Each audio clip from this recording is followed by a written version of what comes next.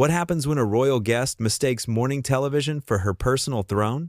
In just 36 seconds, one comment would turn a friendly interview into the most shocking moment in daytime TV history. This is the story of how Meghan Markle went from composed duchess to combative diva, live on Good Morning America. The morning started like any other at the Good Morning America studio in New York City. The crew buzzed with their usual energy, checking cameras, adjusting lights, and making sure every detail was perfect. The makeup artists were touching up their final brushes. The sound technicians were testing microphones. The producers were pacing back and forth with their clipboards, running through the schedule one more time. Everything was running like clockwork. This was a well-oiled machine, and everyone knew their role. Michael Strahan sat in his chair, going over his notes one last time. His coffee was still steaming in the mug beside him. He had done thousands of interviews before, thousands. Athletes, actors, politicians, musicians. He had talked to some of the biggest names in the world, and he knew how to make people feel comfortable. He knew how to ask the right questions. He knew how to listen. This was supposed to be easy. A simple conversation about her latest projects, maybe some questions about her life, her work, her plans for the future, and everyone goes home happy. That was the plan. That was always the plan. But plans have a funny way of falling apart when you least expect them to. When Meghan Markle walked onto the set, something felt different. The atmosphere changed. Not in the warm, excited way that usually comes with a celebrity guest. This was something else. Something colder. Something heavier. She moved across the studio floor with an expression that seemed to say she was doing everyone a favor just by being there. Her smile was thin, practiced, the kind of smile that does not quite reach the eyes, the kind that looks perfect in photographs but feels empty in person. The crew noticed it immediately. A few of them exchanged glances. Others kept their heads down, focusing on their jobs, but they all felt it, that shift in the air, that tension that was not there a moment before. Michael stood up to greet her like he always did. Professional, warm, genuine. He had no reason to think this would be anything other than a normal interview. He extended his hand and welcomed her to the show with that smile that had made him one of the most beloved hosts on television. "Good morning. Thanks so much for being here. We are really excited to have you," Michael said, his voice carrying that natural warmth that put most guests at ease. Meghan barely looked at him. She gave a slight nod, more acknowledgement than greeting, and took her seat. She adjusted her outfit as if the cameras were not already rolling. She smoothed down her jacket. She checked her hair. She took her time, as if the entire studio was waiting on her schedule rather than the other way around. The studio audience, packed with people who had waited in line for hours just to be there, clapped politely. Their applause was genuine, excited even. These were people who had come to see a show. They had come to be part of something fun, but even they could sense it. Something was off. The energy was not right. It was like watching storm clouds gather on what was supposed to be a sunny day. Michael sat down and glanced at his notes. He started with the basics, the easy questions, the ones that every guest gets, the ones designed to warm people up, to get them talking, to make them comfortable. "So, you have been working on some exciting new projects lately. Can you tell our viewers a little bit about what you have been up to? What have you been focusing on?" It was simple, open-ended, friendly. The kind of question designed to let a guest shine, to let them talk about whatever they wanted to promote, whatever they were passionate about. It was the softest of softballs. A gift, really. Meghan looked at him like he had just asked her to explain the meaning of life. She paused, letting the silence hang there for a beat too long. Then she sighed, actually sighed, as if answering this question was some kind of burden. "Well, Michael, I think the real question is why the media is so obsessed with what I do instead of focusing on the real issues happening in the world. There are children going hungry. There are wars happening. There are people suffering. But instead of talking about that, we are sitting here talking about me." There it was. The first crack in what was supposed to be a friendly morning chat. The audience shifted in their seats. A few people glanced at each other, unsure if this was part of the plan or if something was actually going wrong. Michael did not flinch. He had dealt with difficult guests before. He had interviewed people who were nervous, people who were guarded, people who had axes to grind. This was not his first rodeo. He smiled, that same warm smile, and tried to redirect the conversation back to something productive. "I think people are just really interested in your work and what you are passionate about. That is why we wanted to have you here today, to give you a platform to talk about the things that matter to you." So what are those things? What are you working on right now that you are excited about? It was perfect. He had acknowledged her concern, validated her point about serious issues, and then gently guided the conversation back to where it needed to be. This is what good hosts do. They listen, they adapt, they find a way to make it work. But Meghan was not having it. She shifted in her seat, crossed her legs, and let out a small, dismissive laugh. The kind of laugh that is not really a laugh at all. The kind that says, you think the other person is being ridiculous. Interested in my work? Or interested in tearing me down? Because from where I am, sitting, Michael, it seems like the latter. It always seems like the latter. Every time I sit down for an interview, every time I try to talk about the things I care about, it somehow turns into this game where I am supposed to defend myself. The audience went quiet. You could hear the cameras humming. You could hear someone cough in the back row. The tension was spreading through the room like a wave, touching everyone, making everyone uncomfortable. Michael, always the professional, took a breath and tried one more time to keep things on track. His voice remained calm, measured, respectful. I can promise you, that is not what this is about. That is not why you are here. We are just here to have a conversation. I want to give you a chance to share your story with our audience, to talk about the work you are doing, to connect with people who care about the same things you do. That is all this is. He was being more than fair, more than kind, more than patient. He was giving her every opportunity to turn this around, to engage in the conversation he was trying to have with her. But kindness did not seem to register with Meghan. Understanding did not seem to matter. She leaned back in her chair, crossed her arms, and looked directly into the camera instead of at Michael. It was a deliberate choice, a power move. She was not talking to him anymore. She was talking past him, through him, around him. You want my story? Fine. Here is my story. My story is that I have been treated unfairly by this industry, by the press, by the media machine that chews people up and spits them out, by people like you who sit in your comfortable chairs and ask your comfortable questions and pretend like you actually care about the answers. But you do not care. You just want a headline. You just want something to put on social media. You just want the clicks. People like you. Those three words hung in the air like smoke after a fire. The crew members behind the cameras glanced at each other with wide eyes. The producers in the control room scrambled, their voices urgent in the headsets. This was not how interviews were supposed to go. This was not how guests were supposed to act. This was not normal. Michael took a breath, a long, slow breath.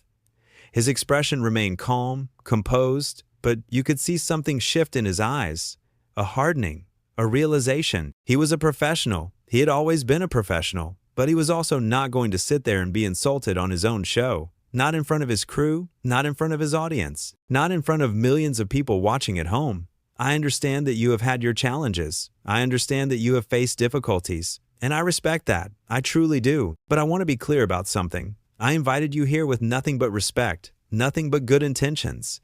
I think you might be confusing this conversation with something else. This is not an attack. This is not an ambush. This is just two people talking. His words were careful, measured, but firm. He was drawing a line, setting a boundary, saying, without saying it directly, that there was a way to behave as a guest, and this was not it. That should have been it. A moment to reset, a chance for Meghan to take a step back, to take a breath, to realize she was speaking to someone who was genuinely trying to make the interview work, someone who had not said a single unkind word to her, someone who had only tried to be respectful and professional. But instead, she doubled down. She leaned forward, her voice rising, her words coming faster. Confusing? No, Michael, I am not confused at all. I am not confused one bit. I know exactly what this is. This is another attempt to put me in a box, to make me answer questions on your terms instead of mine, to fit me into whatever narrative you have already decided on before I even walk through that door. I am done playing that game. I am done pretending like these interviews are anything other than traps. The room felt like it was holding its breath. Every person in that studio was frozen, watching, waiting to see what would happen next. This had gone from uncomfortable to unbearable in the span of minutes. Michael leaned forward slightly. His voice was still even, still controlled, but there was a firmness to it now that had not been there before. A steel underneath the calm. I am not sure what game you think this is, but I can tell you right now, there is no agenda here. There is no trap. There is no narrative. We invited you because people want to hear from you, because they are interested in what you have to say. But if you are not interested in having a respectful conversation, if you are going to sit here and attack me for trying to do my job, then maybe this is not the right place for you today. It was a line in the sand, a clear, unmistakable boundary. He had given her chance after chance to engage like a reasonable person, and she had thrown every single one of those chances back in his face. Now, he was done trying, and for a second, just a second, it seemed like maybe, just maybe, Meghan would pull back. Maybe she would realize she had pushed too far. Maybe she would see that she was in the wrong here. But she did not. She did not pull back. She did not apologize. She did not even pause to consider what he had said. Instead, her eyes flashed, her jaw tightened. And when she spoke again, her voice was loud enough that the microphones picked up every single word with perfect clarity. Not the right place for me? How dare you? How dare you sit there and tell me where I should and should not be? Do you have any idea who I am? Do you have any idea what I have been through? What I have sacrificed? What I have given up? You sit here in your comfortable little chair, in your comfortable little studio, asking your comfortable little questions, and you have the audacity, the absolute audacity, to tell me this is not the right place for me? Her voice was rising now, not quite yelling, but close, the kind of controlled anger that was somehow even more uncomfortable than an outright shout, the kind that made everyone in the room want to look away, but unable to stop watching. The audience was frozen. Some people looked down at their hands, embarrassed to be witnessing this. Others stared in disbelief, their mouths slightly open. A few had their phones out, recording, knowing that what they were seeing was going to be talked about for days. Michael remained calm, remarkably, impossibly calm. He sat there, his hands folded in his lap, his expression neutral. He had every right to fire back, every right to defend himself, every right to match her energy with his own. But he did not. He refused to. Instead, he took a moment, a long moment. He looked directly at her, and when he spoke, his voice was quiet, steady, clear. I know exactly who you are. I know your story. I know what you have been through because you have. Talked about it many times in many different forums, and I have never once questioned your experiences or your feelings. But that does not give you the right to come on this show and disrespect me. It does not give you the right to disrespect this platform. It does not give you the right to attack me for trying to have a conversation with you. I have been nothing but professional with you from the moment you walked in here, nothing but respectful, and I deserve that same respect in return. It was the truth, plain and simple, undeniable, and everyone watching knew it. Everyone in that studio, everyone in that audience, everyone watching at home on their televisions and their phones and their computers, they all knew it. Michael had done nothing wrong. He had asked basic questions. He had been kind. He had been patient. He had tried, over and over again, to make the interview work. And in return, he had been accused of having an agenda, of being part of some media conspiracy, of not caring about real issues. But Meghan was not done. Even after everything Michael had said, even after he had laid out the truth so clearly that there was no way to misunderstand it, she was not done. She stood up from her chair. The movement was sudden, sharp. The microphone was still clipped to her jacket, picking up the rustling of fabric, the sharp intake of breath, everything. Professional? You call this professional? You call bringing me on here just to ambush me with your loaded questions professional? I should have known better. I should have known better than to trust this. To trust you. To trust mainstream media and their games. This whole thing, this entire setup, it is a joke. And I am not going to sit here and be part of it anymore. She reached down and yanked the microphone off her jacket. The sound was loud, jarring, amplified through every speaker in the studio. She tossed it onto the chair behind her like it was trash, like it meant nothing, like the entire show, and everyone working on it meant nothing. And then she started walking toward the exit, walking away from Michael, from the cameras, from the audience, from everything. The studio was silent except for the sound of her heels clicking against the floor. Click, click, click. Each step echoing through the space like a drumbeat. The cameras were still rolling, capturing every moment. The producers in the control room were yelling into their headsets, trying to figure out what to do, how to handle this, whether to cut to commercial or keep rolling. The audience sat there, completely stunned. Nobody moved. Nobody spoke. They just watched as Meghan Markle walked off the set of Good Morning America in the middle of a live broadcast. Michael did not chase after her. He did not yell. He did not lose his composure. He did not do anything except sit there for a moment, processing what had just happened. Then, slowly, he turned to face the camera. His expression was a mixture of surprise and resignation, the look of someone who had just witnessed something they never expected to see. "Well," he said, shaking his head slightly, a small, almost disbelieving smile on his face. "That was unexpected. That was definitely not what we had planned for this morning. We will take a quick break and be right back with more Good Morning America." The feed cut to commercial, but the damage was done. The moment was captured, every second of it, every word, every expression, every movement. All of it recorded, all of it witnessed by millions of people.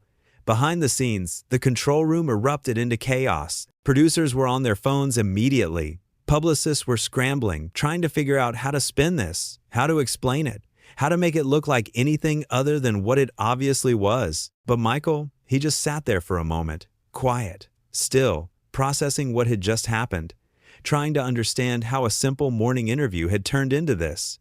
One of the crew members, a young woman who had been working on the show for years, came over to check on him. Her face was concerned, sympathetic. "Are you okay? That was intense," she said quietly. So the microphones would not pick it up. Michael nodded, letting out a long breath. Yeah, I am good. I am fine. Just did not see that coming. Not at all." And he really did not. Because despite all his years in the business, despite all the interviews and all the tough conversations and all the unpredictable guests he had dealt with over the years, he had never experienced anything quite like this. He had asked simple questions, respectful questions. He had done everything right. He had been nothing but professional, nothing but kind. And somehow, despite all of that, it had spiraled into one of the most uncomfortable, most shocking moments in live television history. The audience was still sitting there, still processing. Some people were whispering to each other now, their voices hushed and urgent. Others were checking their phones, already seeing clips of the interview starting to spread online. Social media was exploding. Twitter was going crazy. Instagram was flooded with reposts. It had only been a few minutes since Meghan had walked off, but the internet moves fast, and this was the kind of moment that the internet absolutely lived for. When the show came back from commercial break, Michael addressed what had happened with the same grace and professionalism he had shown throughout the entire ordeal. As you all just saw, our interview with Meghan Markle took an unexpected turn this morning. We always aim to create a space where our guests feel comfortable sharing their stories, where they feel respected and heard, and we are disappointed that things did not go as planned today. But we want to thank you, our amazing audience here in the studio and everyone watching at home, for being here with us through all of this. Let us move forward with the rest of the show.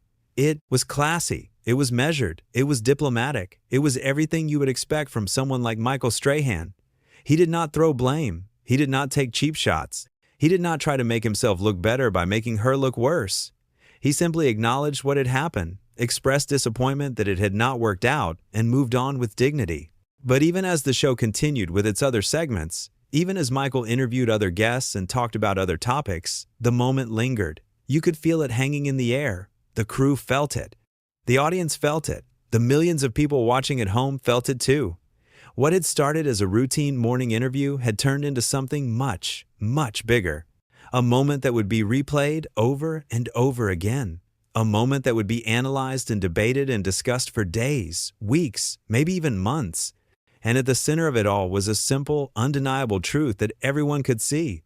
Michael Strahan had done absolutely nothing wrong. He had been respectful from the very beginning. He had been professional in every sense of the word. He had given Meghan every single opportunity to share her story, to talk about her projects, to connect with the audience in a meaningful way.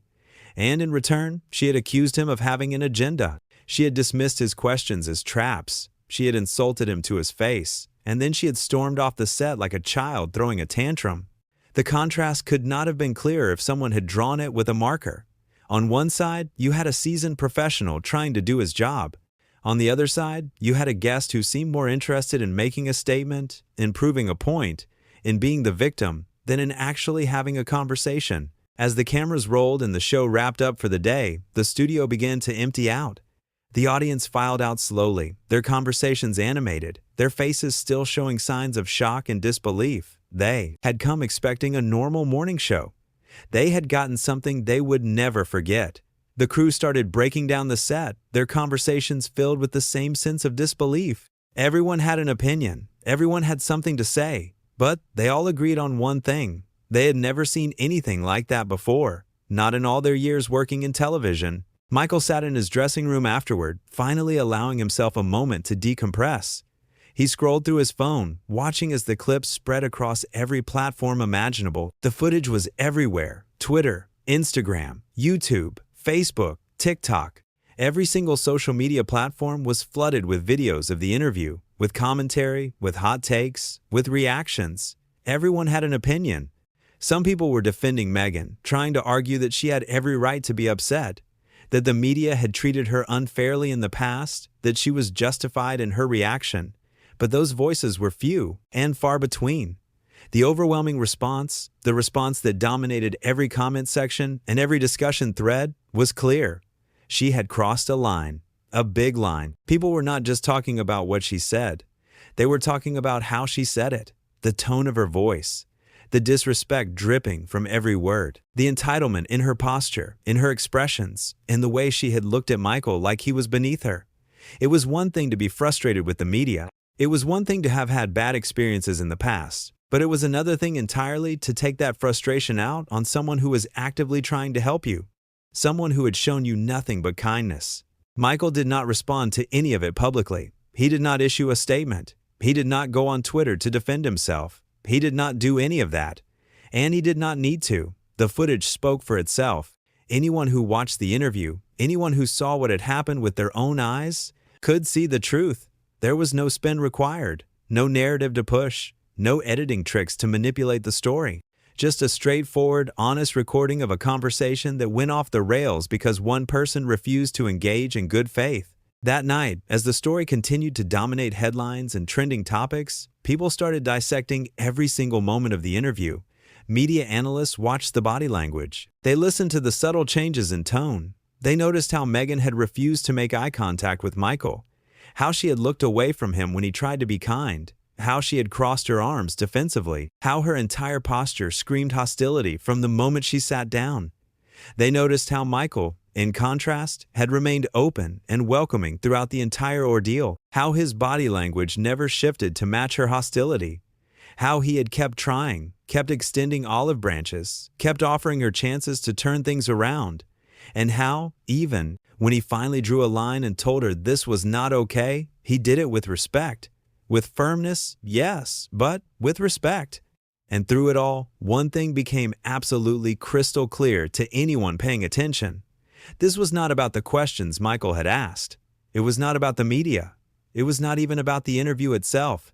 This was about someone who had walked into that studio with a chip on her shoulder the size of a boulder, ready to fight a battle that no one else was even trying to have. Someone who had decided, before the interview even started, that she was going to be the victim no matter what happened. Michael Strahan had extended an olive branch that morning. He had offered kindness and respect and professionalism, and Meghan Markle had not just rejected that olive branch. She had snapped it in half, thrown it on the ground, and walked all over it. The next morning, when Michael arrived back at the studio to tape another show, he was greeted with an outpouring of support from everyone around him. His co-host pulled him aside to tell him how well he had handled the situation. The crew gave him pats on the back and words of encouragement. People from other networks, other shows, other corners of the industry reached out to let him know they had his back. Because everyone who worked in television, everyone who understood what it took to host a show, knew exactly what had happened. They knew he had handled an impossible situation with grace and dignity. And as for Meghan, she had made her statement. She had walked off that set thinking she had proven a point, thinking she had stood up for herself against the big bad media machine, thinking she had shown everyone that she would not be pushed around or controlled or manipulated. But all she had really done, all she had actually accomplished, was show the entire world exactly who she was when things did not go her way, when she did not get the treatment she thought she deserved, when someone dared to treat her like a normal guest instead of royalty. Because here is the thing about live television that Meghan seemed to have forgotten. You cannot hide when the cameras are rolling. You cannot edit your way out of a bad moment. You cannot control the narrative when millions of people are watching everything unfold in real time. You cannot spin it or reframe it or pretend it did not happen the way it happened. And when you choose to lash out at someone who is trying to treat you with respect, when you choose to be hostile and combative for no good reason, people notice. They see it, they remember it, and they form their opinions based on what they saw, not on what you wish they had seen. They notice, and they do not forget.